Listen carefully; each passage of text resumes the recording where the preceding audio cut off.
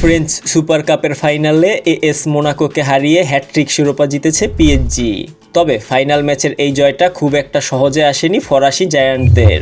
রীতিমতো সংগ্রাম করতে হয়েছে তাদের। নির্ধারিত সময়ে গোলের দেখা না পাওয়া পিএসজি ম্যাচের অতিরিক্ত সময়ে বল জলায় জালে।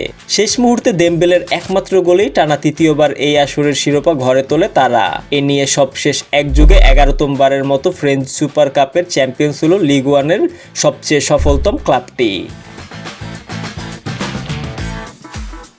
রোববার 5 জানুয়ারি রাতে 2022 সালে কাতার বিশ্বকাপের জন্য 974টি রিসাইকেল করা জাহাজ কন্টেইনার দ্বারা নির্মিত অস্থায়ী ভেন্যু স্টেডিয়াম 974-এ অনুষ্ঠিত হয় ফাইনাল ম্যাচ। পুরো ম্যাচে গোলের জন্য 27টি সুযোগ তৈরি করে পিএসজি। এর মধ্যে লক্ষ্যে শট ছিল 9টি, তবে লক্ষ্যভেদ হয়নি একটিতেও। এতে দর্শকরা অপেক্ষা করছিলেন পেনাল্টি শুট আউটের, তবে পিএসজিকে ঝুঁকি নিতে দেননি দেমবেলে। 92 মিনিটে ম্যাচের ভাগ্য নির্ধারণী গোলটি করেন তিনি।